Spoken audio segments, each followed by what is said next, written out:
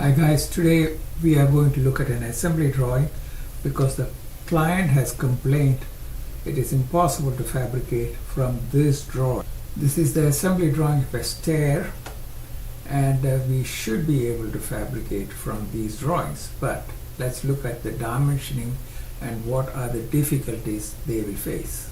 Now, before you start dimensioning, you need to understand the assembly and must have some idea how they are going to manufacture this. If you start dimensioning without an understanding how this will be put together, first of all you will have no idea what to dimension, and whatever you do, it is completely useless to the client. Now this is a small stair. It has two stringers, one landing here, and then a couple of treads, few angles to pick up the tread. So how is the boiler going to assemble this? We'll probably make that stringer, then that stringer, and then assemble them with that. Then he will assemble these treads and the landing. Now if we assume that is the process, our drawings also should give dimensions to make that process possible. So without you having an idea how they're going to make this and put it together, you possibly will put some dimensions which are completely useless. So given that our assumption is correct, what dimensions you will give? You will give, first of all, the dimensions to put this stringer together without any parts on that. So you need that angle, check dimension here, then check dimension here also, that is one, and the same thing here on this side. These angles, check dimension here, and check dimension here. After the stringers are assembled, you want to assemble these angles. These angles. So you have to dimension them individually. That is, these angles are not connected to the other side stringer, so these are all assembled to this stringer. So you give these dimensions, and what dimensions would you give? You have to give these ones as a check dimension, not that one, dimension between this one to this one. This dimension actually not very good here, okay? You don't need that like that. This is also a part dimension. I don't know why that is there. Should it be there? Same thing here. It's a part dimension. Why? Oh well, that's not a part dimension. So the part dimensions, see this one? Not much use. Why are these dimensions given? These dimensions are most likely given because the detailer has no idea what to dimension. What we need is dimensions to assemble these angles. Well, this will connect to the other side stringer, so that has to be decided. First we are going to dimension only those parts which are assembled on this side of the stringer. So that is that one, and that one. And what are the dimensions required? See, if you give this sort of a horizontal dimensions, see for example you gone to the point, remember this point will not be as sharp as you see here, okay? It will be sort of blunt and ground and all that.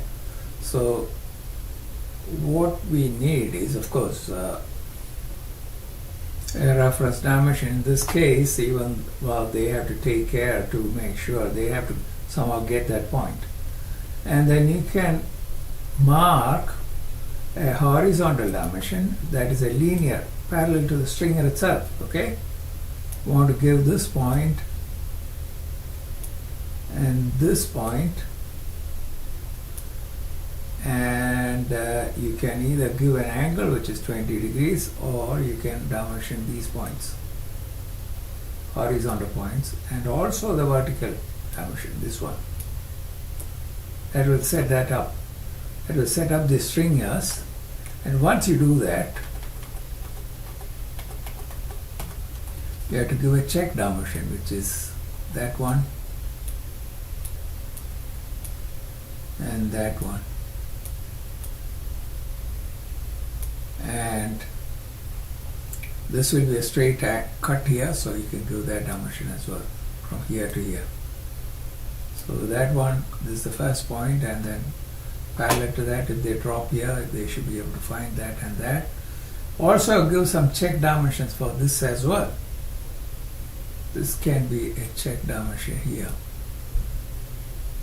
Okay, not necessary, but you can give that. So you dimension both sides. What you have to remember is, see, this backside PFC will not be there when you are assembling this stringer. The base plate will not be there as well. So whatever dimensions you are putting to assemble these angles should be referenced from the stringer PFC. So that's very important. Now once the side stringers are assembled, now you can assemble the platform. So that is that stringer, and the back PFC. So you have to give dimensions for that. This one, this little M324, can be assembled to the back PFC by itself. So you could give that dimension, that 100 will do from the inside dimensions, but you can also give that dimension right here, from here.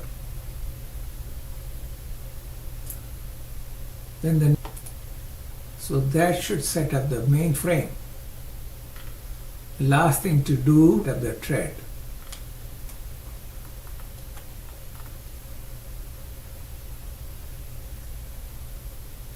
So you have to give dimensions to set up these threads. Now once the angles are assembled, the thread is going to sit on this angle, and then you can give a dimension either from the nosing point or either from this corner, or you could give this dimension, which is basically the dimension, this dimension, because that will set up that thread. And then the next thread you have to give from this dimension to that thread. Once this thread is set up, you can set this thread up. Now this will be set up in assembly, that is the other side stringer will be there when you set this up, so you can give that dimension like that. So that should complete this drawing. Now I would like you to redo these drawings a little more clear, because it's not very good when a client complains drawing is not usable.